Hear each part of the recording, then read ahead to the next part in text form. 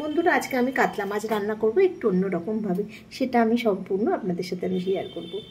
মাছ রান্নাটা করতে আমার লাগছে এখানে পেঁয়াজ, রসুন, আদা আর কাঁচা লঙ্কা।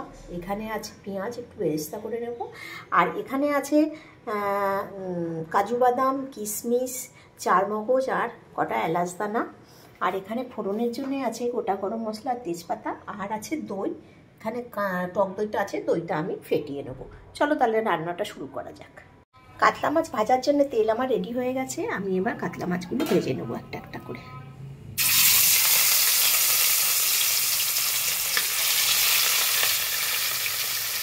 একটু ভালো করে ভাজবো, কম ভাজলে হবে না।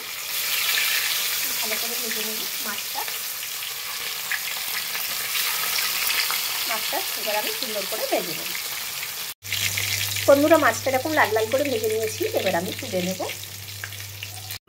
মাছটা তো আমার ভালো করে ভাজা হয়ে গেল। এবার আমি তেল গরম করে নিয়েছি। এবার আমি পেঁয়াজের বেরেস্তাটা ভেজে রাখবো।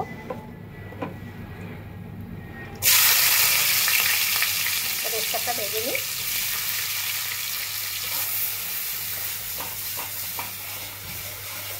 বেরেস্তাটা তো ভাজা হয়ে গেছে। আমার তেলটাও এখানে, ওই তেলের মধ্যেই আমি এখানে গোটা গরম মশলা, তেজপাতাটা আমি ফোড়ন দিয়ে দেবো।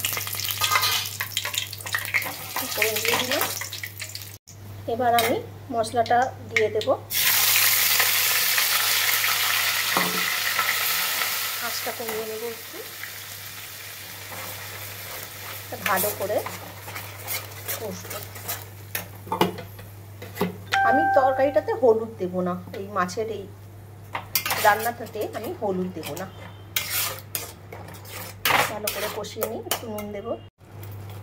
নুনটা দিয়ে দিলাম। একটু চিনি দিয়ে দিলাম। একটু চিনি না দিলে ভাল লাগবে না। টক দই দেওয়া আছে, মানে টক দই দেবো তো, দেওয়া আছে না, টক দইটা দেবো। ভালো করে কষিয়ে নেব। এই মশলাটার মধ্যে পেঁয়াজ, রসুন, আদা আর কাঁচা লঙ্কা দেওয়া আছে, আর কিছু দেওয়া নেই। বন্ধুরা, মশলাটা কষানো তো হয়ে গেছে, কোনো কাঁচা মশলা গন্ধ বেরোচ্ছে না, অতএব কষানোটা হয়ে গেছে। এবার আমি এখানে আছে কাজু বাদাম, কিশমিশ, চারমগজ আর টক দই, এটা আমি দিয়ে দেব। দিয়ে নাড়াচাড়া করবো একটু ভালো করে। একটু কাশ্মীরি লঙ্কার গুঁড়ো দেবো অল্প করে। কাশ্মীরি লঙ্কা গুঁড়োটা দিলে দেখতে বেশ ভালো হবে। দিলাম। মশলা কষানোটা আমার হয়ে গেছে। এবার আমি জল দিয়ে দেব। অল্প করেই দেবো, এটা তো ঝোল হবে না, মাখা মাখা হবে। জলটা ফুটে উঠুক, তারপরে মাছগুলো দিয়ে দেবো। ঝোলটা কিন্তু টকবক করে ফুটছে। এবার আমি মাছগুলো, ভেজে রাখা মাছগুলো সব দিয়ে দেব।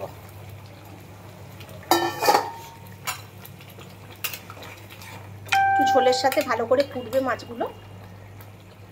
ঝোলের সাথে না ফুটলে ঝোলটারও টেস্ট হবে না, মাছটারও টেস্ট হবে না। ঝোলের সাথে ভালো করে ফুটুক। আর আমি ঢাকা দিয়ে দিলাম আর একটু কমিয়ে দিলাম।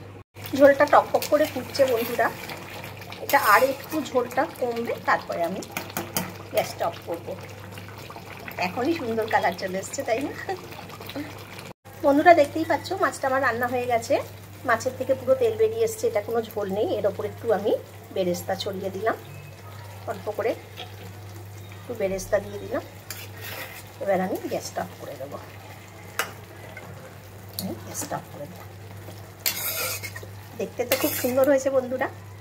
খেয়ে মেয়ে, ওর বাবা, ওরা বলবে। আশা করি ভালোই হবে খেতে। আর আপনাদের কেমন লাগলো দেখে আমার রান্নার পদ্ধতি, সেটা অবশ্যই জানাবেন। আর যদি ভালো লাগে অবশ্যই করে খাবেন, আর খেয়ে আমাকে অবশ্যই জানাবেন। আজ তাহলে রাখি বন্ধুরা, আবার আসবো একটা রেসিপি নিয়ে।